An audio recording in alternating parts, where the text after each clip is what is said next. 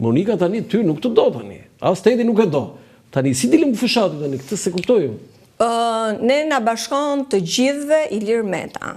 Dhe përsa Ilir Meta është në listë hapur, unë mendoj që çdo angazhim i çdo personi që ka punuar me të, që ai ka dhënë një mundësi, që ai ka krijuar një marrëdhënie personale, por jo vetëm, mendoj që ka një detyrim moral, ka një afeksion ndaj Zotit Meta si familja, patjetër që unë nuk do ishte anormale nëse familja nuk do ta mbështesë, dhe për mua është një normalitet kjo gjë, dhe besoj që të gjithëve persona të cilat mund ta duan erisën ose jo, na bashkon Ilir Meta në këtë sfidë të jashtëzakonshme. Jo, Monikën që e bashkon?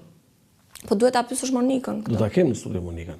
Por ju komunikoni me zonjën kryemadhe? Jo, nuk kam ndonjë komunikim, raport normal.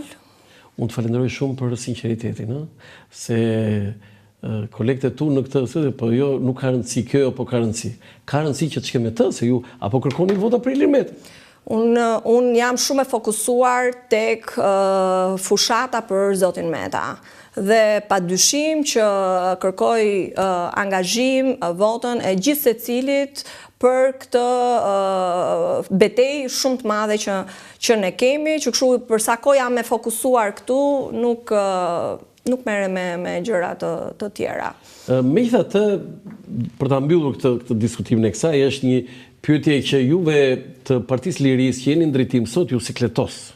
Aty ndodhi një lëvizje sismike shumë e madhe, sepse u përjashtuan, u larguan që nga zonja kryemadhe, Po kaloi ajo tani. Jo kaloi për ju, jo për opinionin publik. Po jemi fushat tani, nuk besoj që qytetarëve intereson më ai moment. Intereson çfarë do bëjmë ne për qytetarët. Andaj thashun që shkon takon njerëzit e gabuar ti.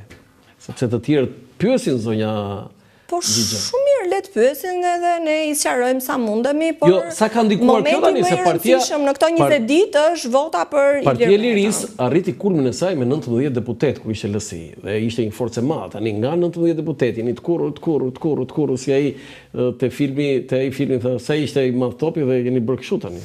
Tani e dëgjoj shumë këtë tezë edhe me të drejtë në disa raste unë kam qasjen time.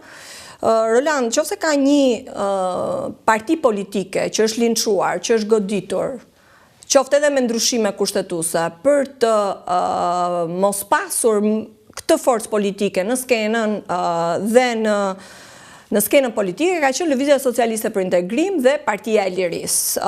Dhe i vetmi i cili i ka rezistuar në këto 20 vite, se shumë kanë bërë parti të reja, kanë mbaruar zgjedhjet, nuk i kemi parë më, i vetmi që ka arritur të mbijetojë si forcë politike, ka qenë LSI-ja dhe Partia e Lirisë. Në 2021 ne kemi marrë 120.000 vota, që do të përktheheshin në 10 deri në 12 mandate. Pra, nga 18 mandate, ke shkuar në 12 mandate, por dhe në ditën më të keqe ti ke pasur 90.000 vota, 100.000 vota.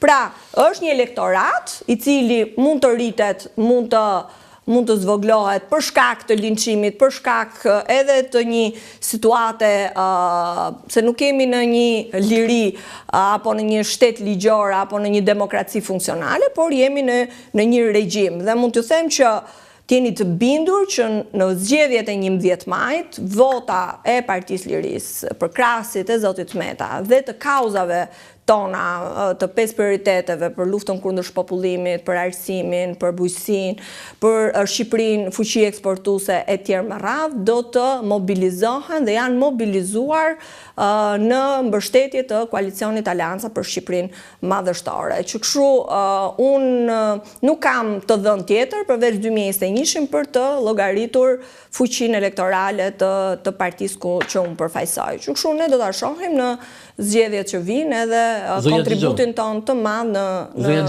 në fitoren e 11 majit. Në analizën time, Lëvizja Socialiste për Integrim ka qenë një nga gjërat më të bukura të politikës në këto 35 vjet. Sepse u bë kingmaker dhe prishje hegemoninë dhe monopolin e dy partive të mëdha. Është e vetme forcë që arriti këtë. Por e vërteta është, zonja Xhixhoj, që LSI-ja e famshme që bëri ato edhe me defektet e veta, arriti një kulm Dhe sot nuk e ka atë fuqi. Tani ne duhet të themi reale. Unë kam presidentin në izolim politik. Po edhe kur ishte i lirë, kam fjalën. Po ku e mati? Po e masi se që nga numri i deputetëve që u ka të ndisë. Po ta them pra, i kisha 120.000 vota, mora 4 mandate, ndërkohë që një parti tjetër me 30.000 vota mori 3 mandate. Pra sistemi mua më ka dëmtuar. Po cila atë sistem? Se ju ishit në koalicion me Zotin Basha? Jo, prit tani, se ishte marrëveshja 5 qershorit, u lan koalicionet parazgjedhore me bekimin e ndërkombëtarëve. Shkoi Zoti Rama në mënyrë antikushtetuese të njëanshme. Ju po flisni se s'keni bërë asi gabim në jetën tuaj. Jo, patjetër që kam bërë gabimet, kemi reflektuar, i kemi pranuar, po flas për një sistem i cili nëse lejon të koalicionet parazgjedhore në 2013, nuk ta lejon koalicionin parazgjedhor. Dhe për këtë arsye unë jam bashkuar në një listë me Partinë Demokratike për të maksimizuar forcën e opozitës dhe për të mos shkuar asnjë vot dëm, sepse interesi më i madh joni është rotacioni politik në 11 maj, sepse 12 vite janë më se mjaftueshëm, ka abuzime pafund, nuk ka llogaridhënie. Ti shife këtë fushat. Nuk të del një deputet i Partisë Socialiste përballë. Dhe kjo është fatkeqësi. Nuk të del kryeministri të japë llogari për 12 vite. Për ujin e pishëm, për legalizimin, për korrupsionin galopante gjitha me radhë dhe nuk ka asnjë program. Të vetmin që program që ka është kopjon programin ton të Aleancës për Shqipërinë. Kopjimi tani nuk do mbetet tani për të kopjuar, po ndjeni përgjegjës. Ethan Elbasan nuk kam program se unë do fitoj. Ndjeni përgjegjës se ishit ju që sollte Edi Rama në pushtet në 2013? Po, dhe mund të kthehemi në kohë. Me që je edhe shumë i kujdesshëm me historinë, të them kushtin që i vendosi Ilir Meta atij koalicioni, që ishin 3 ligjet e procesit të integrimit, qarku i Fierit, etj. Me radhë, të cilat nuk hapnin dritën jeshile për procesin e integrimit apo për statusin e vendit kandidat të Shqipërisë. Ishte ky kusht që zhbllokoi gjithë atë proces. Padyshim në qeverisjen e pam kanabisimin e vendit dhe kemi deklaruar fuqinë në vend. Po prap kur isha u shkëputa unë 2017, unë mund të rria shumë komod. 4 vjet? Po 4 vjet unë e fola, i thash, koncensionet, duhet bërë me ligj. Ore pëse s'bët një akt, unë dozoj mandatin dhe iki. Dozoni qeverin, ministrin dhe ikni. Ju se bët asjerë këta. Jo impulset e këti, impulset e ati, jo rritjet e këti. Tani jemi në një moment tjetër politik edhe jemi në një përballje tjetër. Më kështë marrë malli për një intervistë me Erisa Xhixhën. Më vjen mirë, e shikon që duhet më thrasësh më shpesh. Edhe, po tani, këtë arsyen do ta them më pas se je ti gabim këtu, por... Okej, mirë e pranoj. Jo, do ta them se ka pas një gep aty, po jo, ka pas një gep në këto 4 vjet, po do ta them pastaj. Dhe ju mund të bërit një akt. Po pra, dhe në 2000... Jo, akt publik, unë dozoj mandatin, unë dozoj ministrin, për këtë arsye, kanabizimi, se bët Erisa. E kemi kundërshtuar publikisht. Dhe në 2017 ndje di shumë mirë sa është përgjëruar Edi Rama që ne të ishim koalicion me ta. Ke deklarata pa fund Edi Ramës që donte të ishte në koalicion dhe ne vendosëm ne mund të ishim shumë komod pra. Jo, unë do doja të ishim në koalicion. Po jo, unë do doja të ishim në koalicion, sepse në një farë mënyre, jo, do bëni një kontroll nga brenda qeverisë, nga brenda majorancës. Do të timonin tepsim vet pra. Tani, zonja Xhixho, unë ju njoh. Se ishte shumë komode për ne ta vazhdojmë. Po, ndoshta edhe në një gjë nuk e njoh, po publiku edhe mund mos i njohë. Si prezantohesh tani? Kush është Erisa Xhixho? Erisa Xhixho është mamaja e Nikolit edhe Henrit në radhë të parë. Të urojmë shëndet dhe jetë kënë fëmijët. Padyshim jam pedagoge në fakultetin e drejtësisë. Ju jeni diplomuar për jurisprudencë në Universitetin e Tiranës, në fakultetin e drejtësisë dhe jeni edhe pedagoge aty. Po, vazhdoj ende të jem, edhe pse jashtë. Edhe si deputete dhe jepni aty prej sa vitesh mësim? Që në 2008. Do të thënë, Erisa, po mendoj kështu që nëse ti nuk do ishe futur në politikë, ti do ishe prokurore në SPAK sot?